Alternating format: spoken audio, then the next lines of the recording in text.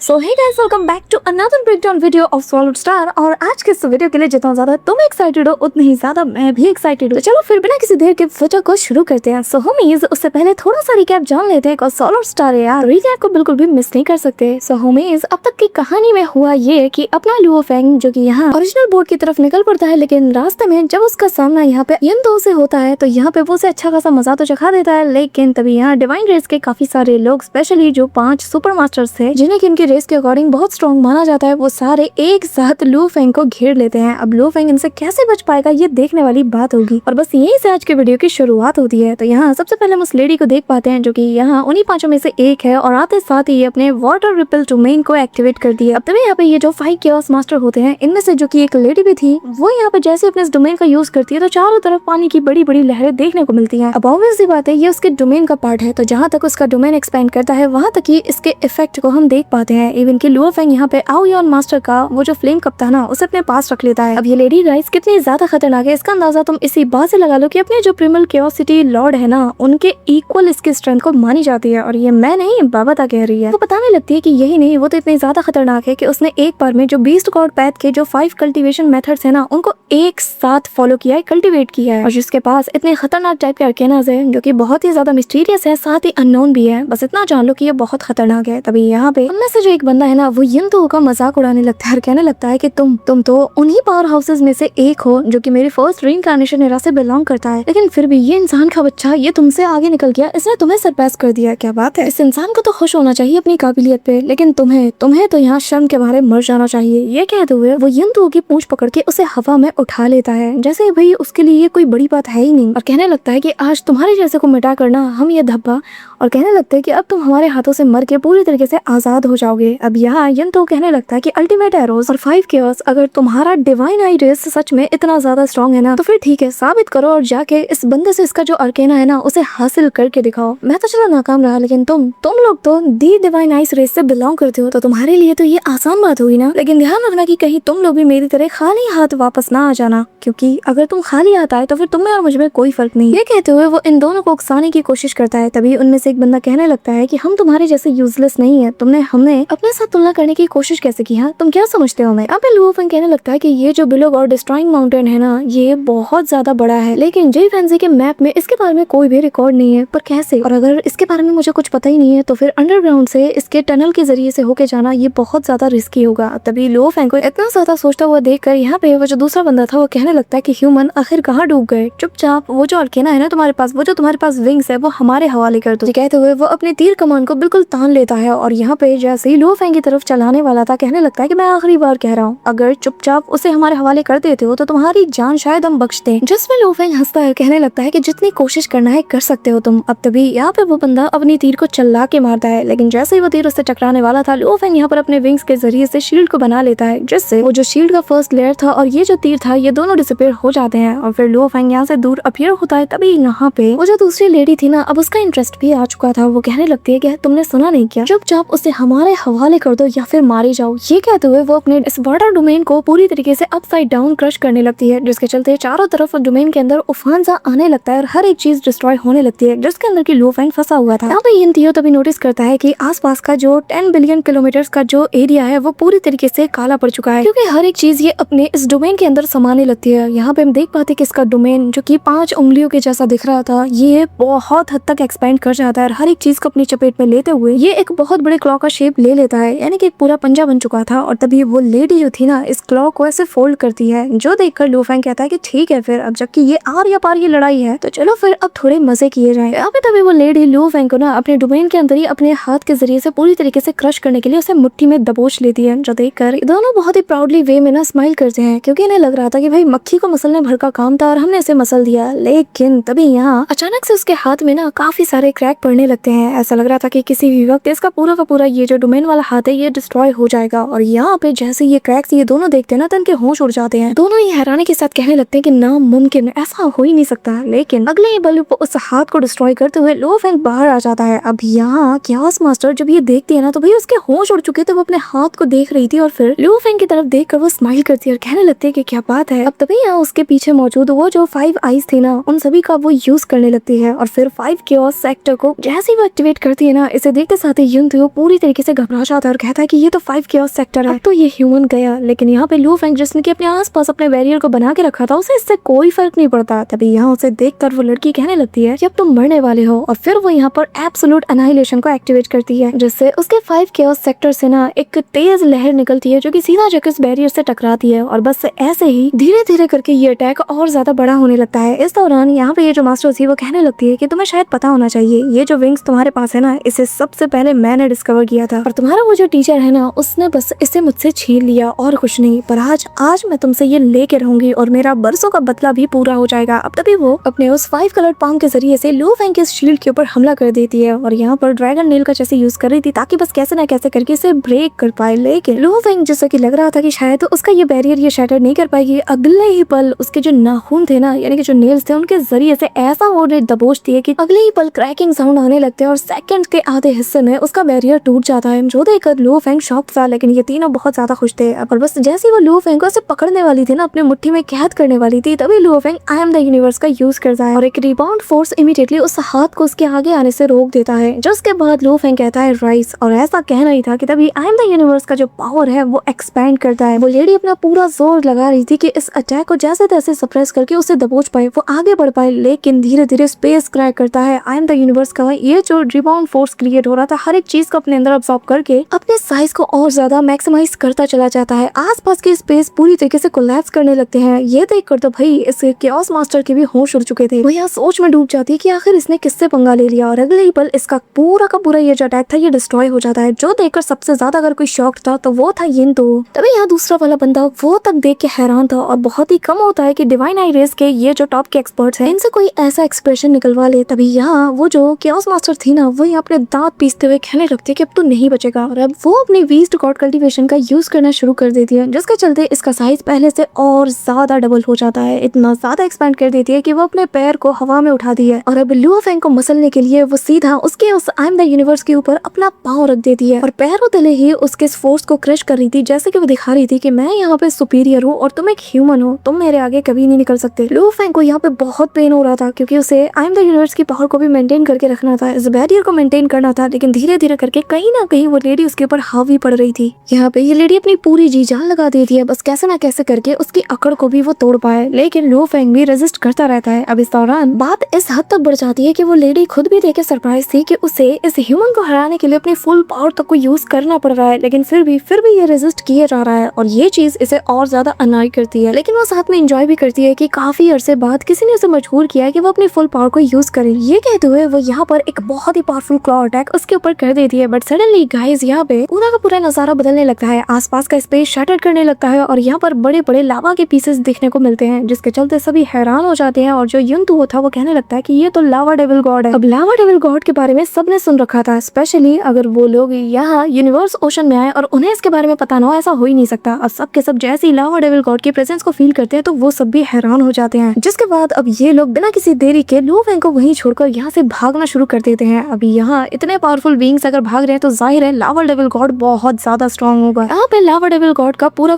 हमें फिगर दिखाया जाता है, जो कि बहुत विशालकाय था, जिसे देखकर लू फेंग इतना तो समझ आता है कि अगर इतने पावरफुल बीइंग यहाँ से भाग रहे हैं तो फिर मैं यहाँ पे रुक के क्या कर रहा हूँ, और वो भी उल्टे पैर यहाँ से भाग जाता है। लेकिन यहाँ पे जो लावा डेविल गॉड है, जो कि इनसे काफी दूर था, फिर भी वो यहाँ पर हल्के से एक इशारे से ही काफी बड़े बड़े एक्सप्लोजन कर देता है। अब यहाँ वो दोनों बंदे जो भाग रहे थे उनमें से वो लेडी कहने लगते हैं कि जल्द से जल्द अंडरग्राउंड मेज की तरफ चलो, अगर हमें इससे बचना है तो। अब युनतुओ जो कि इनके पीछे ही था वो भी यहाँ से भागने में लग चुका था, लेकिन लू फेंग जो कि इनका पीछा कर रहा था उसके दिमाग में भाई अलग ही खिचड़ी पक रही थी। वो कहता कि सोचना भी मत कि मेरे होते हुए तुम में से कोई भी यहाँ से बच के निकल सकता है। अब ये सुनकर जो अल्टीमेट केओस है ना, वो पूरी तरीके से पागल हो जाता है। वो कहने लगता है कि ह्यूमन क्या तुम पागल हो चुके हो, तुम कर क्या रहे हो। सडनली लू फेंग डायरेक्शन चेंज करते हुए अब फ्रंट की तरफ से तेजी से इनकी तरफ बढ़ रहा था, जो देखकर जो 5 केओस मास्टर है वो कहती है कि क्या तुम पागल हो गए, तुम्हें हम सबको लेके मरना है। अब ये कहते हुए वो उसके ऊपर स्लैश अटैक भी करती है, लेकिन लू फेंग तब तक यहाँ स्पेस के अंदर एक क्रैक बना के उसके अंदर जाने लगता है, और तभी कहने लगता है कि बिल्कुल नहीं, तुम लोग यहाँ पे अकेले मरोगे, भले ही इससे तुम्हारी बस क्लोन बॉडी डिस्ट्रॉय होगी और तुम्हारी ओरिजिनल बॉडी को कोई फर्क नहीं पड़ेगा, लेकिन जो ऑर्गेना इस वक्त तुम्हारे साथ मौजूद है उन सब का क्या, वो तो यहीं पे रह जाएंगे क्योंकि तुम्हारी क्लोन बॉडी तो डिस्ट्रॉय हो जाएगी ना। तभी यहाँ पे युनतुओ कहने लगता है कि ह्यूमन, मैंने देखो तुम्हारा पीछा करना बहुत पहले ही छोड़ दिया था, तो तुम इनके साथ मुझे क्यों घसीट रहे हो, मैंने क्या बिगाड़ा है। जिसमें लू फेंग कहने लगता है कि कुछ नहीं, अगर तुम तीनों साथ में मरोगे तो मरने के बाद भी तुम्हारे बीच एक अच्छा खासा बॉन्ड रहेगा ना, तो आफ्टर लाइफ में एक दूसरे को कंपनी दे पाओगे। अब तभी यहाँ पे हम देख देख पाते हैं कि अचानक से ये सभी लोग इस केव के अंदर फंस चुके थे और इस दौरान जो लावा डेविल गॉड है वो पहुंच चुका था और चारों तरफ तेज तनातन एक्सप्लोजन हो रहे थे। अब तभी यहाँ पे जो केओस मास्टर है वो कहने लगते हैं कि अगर तुम ऐसे ही हर चीज को ऐसे ही करते रहना और हमारे बीच टांग अड़ाते रहे तो एक बात तुम जान लो, भले ही तुम आज बच जाओ लेकिन मैं तुम्हें हंट करने जरूर आऊंगी, मैं तुम्हें ऐसे ही जाने नहीं देने वाली। कहते हुए वो लगातार लुओ फेंग का पीछा कर रही थी। इस दौरान लुओ फेंग इनके रास्ते में काफी सारे ऑब्स्टिकल्स को क्रिएट कर रहा था और इन्हें बस निकलने नहीं देता। जिसके बाद लुओ फेंग कहने लगता है कि तुम्हें जितना मर्जी कोशिश करना है तुम कर सकती हो। इस दौरान मेरी अच्छी खासी प्रैक्टिस हो जाएगी, स्पेशली तुम्हारा ये जो पावर और प्रेशर है ना ये बिल्कुल मेरे लिए परफेक्ट है। मैं इस दौरान अपनी बॉडी को भी टेम्पर कर पाऊंगा, इवन की मैं इतना ज्यादा पावरफुल बन सकता हूँ कि शायद मैं आने वाले वक्त में तुम्हें तक सरपास करके एक ट्रू गॉड बन जाऊँ। सच में तुम मेरे प्रैक्टिस के लिए बिल्कुल परफेक्ट हो। अब यहाँ पे लुओ फेंग उसे लगातार चढ़ाता रहता है। अब यहाँ पे लोगों की स्पीड ना भागते भागते बहुत कम हो चुकी थी और इस दौरान जो ट्रू डेविल गॉड है वो इनके बहुत करीब पहुंच चुका था। तभी यहाँ पे वो जो केओस मास्टर थी ना वो अपनी पूरी जी जान लगा के भागने की कोशिश करती है, लेकिन यहाँ पे जो लावा डेविल गॉड है वो अपना पंजा सीधा उसकी ओर बढ़ा देता है। साथ ही यहाँ आसपास की चीजों को भी जहाँ जहाँ वो पैर रखता है वहाँ वहाँ लावा क्रिएट हो चुका था, जिसके ऊपर से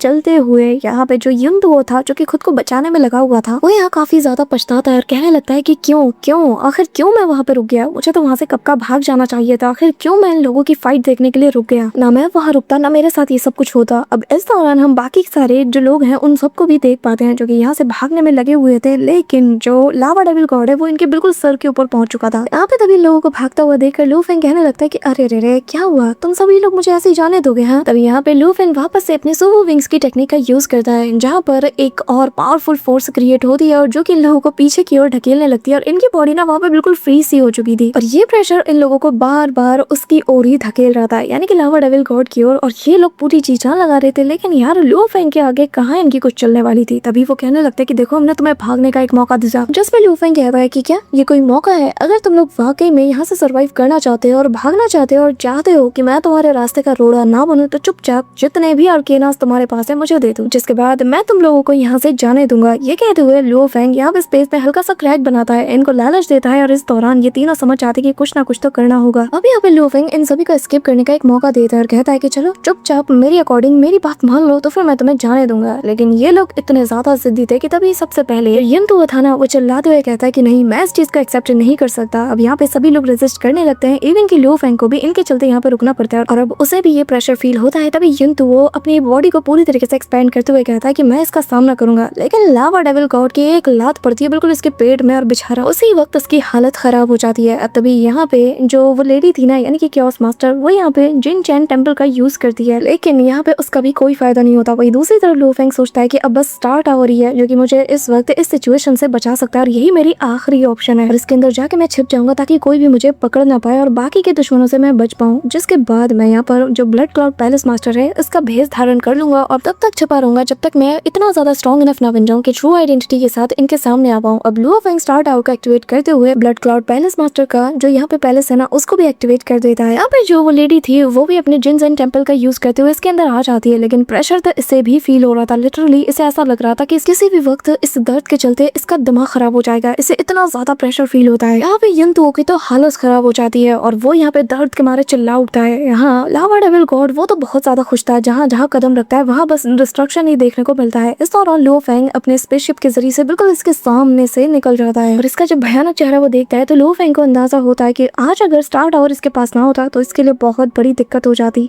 अब तभी जमीन के नीचे हमें एक छोटे से टनल का सीन दिखाया जाता है, जहाँ पानी का एक बूंद जैसे ही नीचे गिरता है वो धीरे धीरे करके रेंगते हुए सीधा यहाँ पे युंदुओ की मेन बॉडी की तरफ जाने लगता है, जो कि यहाँ पे जमीन पे पड़ा हुआ था। वो कहने लगता है कि फाइनली मैं वापस आ ही गया और जैसा कि मैंने लावा डेविल गॉड से एक्सपेक्ट किया उसके एक स्ट्राइक ही काफी था मेरे गोल्डन आर्मर को डैमेज करने के लिए। एक स्ट्राइक और इस हद तक का डैमेज कि मेरी डिवाइन बॉडी का 90% on the spot wipe out हो गया। इवन कि ये तब भी हुआ जब मैंने इसके लिमिट तक इसे स्प्रेड कर दिया। यहाँ पे तभी हम देख पाते हैं कि धीरे धीरे करके वो पानी के जरिए से अपनी बॉडी को रिफॉर्म करने की कोशिश करता है, लेकिन वो तो अपना हाथ पैर तक नहीं हिला पाता और वो देख के हैरान था कि उसका अर्केना तक पूरी तरीके से डैमेज था और उसके पास मौजूद नहीं था। वो गुस्से के साथ तिलमिला रहा था कि मेरी डिवाइन बॉडी मेरे अर्केना कुछ भी मेरे पास नहीं बचा, मैं उस ह्यूमन लड़के को छोड़ूंगा नहीं और तुम्हारे उन सिल्वर विंग्स को भी मैं नहीं छोड़ूंगा। ये ऐसे काइंड के हैं जिनके जैसा दूसरा कोई मौजूद ही नहीं। और वो केओस मास्टर तुम्हें लुओ फेंग ने जब इस हद तक पुश किया तो तुमने क्या किया? तुम लोगों ने मुझे मसलने की कोशिश की ना, यहाँ तक कि 5 केओस मास्टर तुम्हारी तो क्लोन बॉडी भी तुम बचा नहीं पाई। अब तुम देखो मैं कैसे तुम्हारे चर्चे इस यूनिवर्स ओशन के कोने कोने में फैलाता हूँ। सभी लोग तुम्हारा मजाक बनाएंगे। बहुत तुम्हें अकड़ है ना अपने पावर पे। मैं ये बात सुनिश्चित करूंगा कि हर किसी को इस बारे में पता हो। वहीं दूसरी तरफ हम देख पाते हैं कि जो 5 केओस मास्टर और यहाँ पे वो जो अल्टीमेट एरो थे, ये लोग भागने की कोशिश कर रहे थे और ये लोग बस कैसे ना कैसे करके इस जगह को क्रॉस करके जो फ्लेम वाटर लेक है ना उस तक पहुंचना चाहते थे, लेकिन इनकी स्पीड बहुत ज्यादा कम थी। लेकिन ये लोग बहुत ज्यादा डेस्परेटली भाग रहे थे, बस कैसे ना कैसे करके एक बार अगर ये लोग वहाँ पे पहुंच जाए ना तो इन्हें पूरा यकीन था कि लावा डेविल गॉड की फिर नानी याद दिला देंगे हम। 5 केओस मास्टर इमीडिएटली अपनी 7 डेडली ट्रायल्स को एक्टिवेट कर देती है, बस कैसे ना कैसे करके वो इनसे पीछा छुड़ाना चाहती थी और कुछ टाइम बाय करना चाहती थी, बस इनको भागने का मौका मिल जाए इसीलिए। वो यहाँ पे लिटरली अपनी पूरी जी जान लगा चुकी थी और कह रही थी कि बस यहाँ से निकल जाए एक बार, फिर मैं इसको दिखाती हूँ। लेकिन यहाँ पे जो लावा डेविल गॉड है वो भी पीछा छोड़ने वाला कहाँ था, बिल्कुल हर हद तक जाता है। लेकिन एज द मोमेंट जैसे वो उसे ट्रैप करने वाला था, जैसे कैच करने वाला था, तभी वो उसके चंगुल से आजाद हो जाती है। इस दौरान जो अल्टीमेट एरो था उसको तो भाई उसे बहुत ज्यादा टेंशन हो रही थी और तभी यहाँ पे इतनी बुरी सिचुएशन में फंसने के बाद जो 5 केओस मास्टर वो कहने लगती है कि वो मैडमैन उसे तो मैं नहीं छोड़ूंगी, एक बार बस एक बार मैं यहाँ से निकल जाऊँ फिर मैं उससे बताती हूँ कि मैं क्या चीज हूँ। अब ये लोग पूरी तरीके से इस भंवर में फंस चुके थे जहाँ चारों तरफ लावा इनके इस टेम्पल को घेरे हुए था, वहीं दूसरी तरफ लो फेंग इस मैग्मा व्हर्लपूल से निकलने में लगा हुआ था। और यहाँ पे वो बताने लगता है कि जय फेंजी के जो रिकॉर्ड्स है उसके अकॉर्डिंग जो मैग्मा व्हर्लपूल है ना, इसका जो कोर है ये बहुत ज्यादा खतरनाक है, इतना ज्यादा खतरनाक है कि जितना ज्यादा तुम इसके कोर पे जाओगे उतना ही ज्यादा जो क्रशिंग फोर्स है ना वो और ज्यादा स्ट्रॉन्ग होता जाएगा। यहाँ तक कि एक पिनेकल पैलेस टाइप का जो आर्केना होता है ना वो भी इसके करीब जाने से कम्प्लीटली शैटर्ड हो सकता है। यहाँ पे लियो फेंग जो स्टार टावर इसकी कमांड संभालते हुए आगे की ओर बढ़ रहा था। बाबा था जिसकी हालत बहुत ज्यादा खराब थी, बेचारे को यहाँ पे कदम जमाने का मौका तक नहीं मिलता। वो कहने लगती कि तुम्हारी जगह अगर कोई और होता ना तो उसके लिए ये बिल्कुल डेड एंड था और वो कभी भी यहाँ से नहीं निकल सकता था, लेकिन तुम्हारी बात अलग है, तुम्हारे पास एक सुप्रीम पैलेस टाइप का आर्केना है जिसके जरिए से ये हमारे लिए सबसे सेफेस्ट पैथ है, जो कि असल में इस मैग्मा सी का डेडली ट्रायल है। चिंता मत करो, बस आगे बढ़ते रहो। वैसे भी स्टार टावर इसका जो क्रशिंग फोर्स है ना इससे निपट सकता है और जो बाकी चीजें हैं वो सब कुछ तो हम लोग संभाल लेंगे। बस ये जो व्हर्लपूल है इसके जरिए से हमें जल्द से जल्द फ्लेम वाटर लेक डायरेक्टली पहुंचना होगा। अब यहाँ पे लू फेंग तो अपनी कमांड संभालते हुए आगे की ओर बढ़ रहा था, लेकिन यहाँ पे जो 5 केओस मास्टर और ये जो अल्टीमेट एरो थे ना इनकी हालत बहुत ज्यादा बिगड़ चुकी थी। लिटरली इनका जो शिप था ये बिल्कुल हवा में ना कलाबाजी खा रहा था, जिसके चलते इन लोगों का पूरा बैलेंस बिगड़ जाता है और वो चिल्लाते हुए कहती है कि अल्टीमेट एरो किंग तुम यहाँ की साइड संभालो। अब दोनों ही अपनी कंबाइंड पावर के जरिए से ना इसके बैलेंस को कंट्रोल करते हुए आगे की ओर बढ़ रहे थे और रास्ते में जो भी ऑब्स्टिकल आता है ना उससे ये लोग बहुत इजीली डील कर पाते हैं। लेकिन यहाँ पे इतने प्रेशर से गुजर पाना इनके लिए बहुत बड़ी बात थी। तभी यहाँ पे अल्टीमेट एरो किंग कहने लगता है कि बताओ आखिर हम लोग कब फ्लेम वाटर लेक में पहुंचेंगे और कितनी देर है। जिस पे वो कहने लगती है कि अभी बहुत दूर का सफर है, अभी तो हम आधे रास्ते पे भी नहीं पहुंचे। जिस पे वो कहने लगता है कि क्या तुम्हारा दिमाग ठीक है। जिस पे यहाँ पे 5 केओस मास्टर कहने लगती है कि क्या बोल रहे हो तुम, यहाँ पे मैं तुम्हारे साथ मौजूद हूँ तो तुम्हारे लिए आखिर पैनिक करने जैसा क्या है। जिस पे वो कहने लगता है कि हाँ तुमने सही कहा, पर तभी वो कहने लगता है कि 5 केओस मास्टर एक बात याद रखना, मेरे पास इसके अलावा कोई और क्लोन बॉडी नहीं है, तो मुझे पता है कि तुम हमें बचाने के लिए किसी भी हद तक जाओगी, तो प्लीज हार मत मानना। अब इस दौरान भाई इनका ये जो टेम्पल था यानी कि जो स्पेसशिप थी ना वो यहाँ पे धीरे धीरे क्रैक करना शुरू कर देती है। वहीं दूसरी तरफ केओस मास्टर कहने लगते हैं कि मैं अपना पूरा जी जान लगा रही हूँ, तो मैं क्या लगता है कि मैं मेरा जो एक्सटर्मिनेशन गोल्डी आर्मर है उसे मैं खतरे में डालूंगी, कभी नहीं। और इतने सारे एंडलेस एराज से मैंने जो भी चीजें कलेक्ट की है तो मैं क्या लगता है कि मैं इतनी आसानी से उसे दे देती। अब यहाँ पे ये लोग स्ट्रगल करते रहते हैं, लेकिन लो फेंग जो कि फुल स्पीड के साथ बढ़ते हुए फाइनली यहाँ पर पानी के बाहर आ ही जाता है और वो पहला इंसान था जो कि यहाँ पे पहुंच चुका है। लो फेंग आते साथ ही अपनी स्पेसशिप के बाहर आ जाता है और आसपास का नजारा जब वो देखता है तो वो पाता है कि वाकई में मैंने यार उम्मीद तो नहीं किया था कि ये जगह इतनी ज्यादा शांत माहौल वाली होगी। पर तभी सामने उसे काफी सारे थंडर क्लाउड्स नजर आते हैं जो कि इस बात का प्रूफ है कि ये लोग फाइनली फ्लेम वाटर लेक के पास आ चुके हैं। तभी यहाँ पे बाबा स्क्रीन पर देखती है ना जब ये नजारा तो वो काफी ज्यादा एक्साइटेड थी और कहती है कि फाइनली इतना स्ट्रगल हमारा काम आया और हम at the end flame water lake के पास पहुंच गए। जिसके बाद वो ऑटो के ऊपर टूट पड़ती है और कहने लगती है कि देखा सब कुछ मेरे प्लान के मुताबिक गया, कितना स्मूथली हमने ट्रेवल किया। अब यहाँ पे लो फेंग भी जब आसपास की जगह वो एक्सप्लोर कर रहा था सडनली उसे कुछ फील होता है और तभी वो अपने पीछे देखता है तो ऊपर यहाँ पे पर्पल कलर की जो क्लाउड है वो मंडराने लगते हैं। आसपास की एनर्जी गैदर होते साथ ही एक जाइंट सा सन अपीयर होता है और धीरे धीरे करके वो सन किसी पोर्टल में तब्दील हो जाता है और तभी इसके अंदर से एक शख्स बाहर आता है जो कि दिखने में ही काफी ज्यादा स्ट्रॉन्ग लग रहा था। वो आते साथ ही पहले आसपास देखता है, तभी उसकी नजर जाती है लो फेंग के ऊपर। अब यहाँ उसकी ऑरा को फील करते साथ ही लो फेंग पहचान जाता है ये असल में वो पर्सन है जो कि 2 होली लैंड्स में से एक से बिलोंग करते हैं, यानी कि फेंग लॉन्ग जो कि असल में purple moon Holi land universe का मास्टर है। अब बाबा इसके बारे में बताने लगती है कि ये जो पर्पल मून रेस के जो बंदे होते हैं ना तो इनकी जो ब्लड लाइन प्योरिटी है इसे हम मून फेस के जरिए से बहुत इजीली डिटेक्ट कर सकते हैं, यानी कि रीड कर सकते हैं कि बंदे के ब्लड लाइन की प्योरिटी कितनी ज्यादा है। और इसका जो मून का फेज है उसे देखकर पता लगाया जा सकता है कि इसका जो ब्लड लाइन है वो एक हाई ग्रेड का है। अब यहाँ पे ये सुनकर इवन के लो फेंग भी हैरान था और बाबा बताने लगती है कि ये 5 केओस मास्टर से बिल्कुल भी कमजोर नहीं है, इवन के उससे ज्यादा स्ट्रॉन्ग होगा लेकिन उससे कम तो बिल्कुल भी नहीं। तभी यहाँ पे जो फेनलोंग मास्टर है वो लू फेंग से कहने लगता है कि ह्यूमन आखिर यहाँ क्या कर रहे हो, जिसमें लू फेंग भी रिस्पेक्ट के साथ कहता है कि सीनियर असल में मैं बस यहाँ से गुजर रहा था और आपको डिस्टर्ब करने जैसा मेरा कोई इरादा नहीं है, इसलिए मैं यहाँ से निकल रहा हूँ। अब ये सुनकर वो बंदा कहने लगता है कि पर मैंने सुना है कि तुम्हारा जो विंग टाइप का अर्केना है ना वो काफी ज्यादा इंप्रेसिव है। जो सुन के भाई लू फेंग का भी माथा सिकुड़ जाता है क्योंकि वो भी जानता है कि अब क्या होने वाला है। भाई इसके पीछे ये जहाँ जाता है ना इसके पीछे दुश्मन ऐसे हाथ धो के नहीं बल्कि नहा धो के पीछे पड़ जाते हैं। और अब इसके आगे क्या होता है ये तो तुम्हें नेक्स्ट ब्रेकडाउन वीडियो में ही पता चलेगा। अब गाइस मतलब कि यार नेक्स्ट ब्रेकडाउन वीडियो में भी हमें लॉट्स ऑफ एक्शन देखने को मिलेगा जो कि मेरी फेवरेट है। एंड आई नो अगर तुम भी सॉलिड स्टार के फैन हो तो तुम्हें भी एक्शन के अलावा किसी में मजा ही नहीं आता होगा। वेल गाइस आज के इस तोड़ू फोड़ू सीन के साथ हमारा आज का ये ब्रेकडाउन वीडियो तो यहीं पे एंड होता है। और वीडियो कैसी लगी तुम कमेंट में मुझे जरूर बताना और नेक्स्ट एपिसोड के लिए तुम कितना ज्यादा एक्साइटेड हो ये भी कमेंट में जरूर बताना, जिसमें कि गाइस काफी मजा आने वाला है। बट इससे पहले गाइस अगर तुम वीडियो को यहाँ तक देख रहे हो तो मेक श्योर कि तुम वीडियो को लाइक करके चैनल को सब्सक्राइब जरूर कर रहे हो। तो मिलते हैं तुमसे नेक्स्ट ब्रेकडाउन वीडियो के साथ, तब तक के लिए बाय।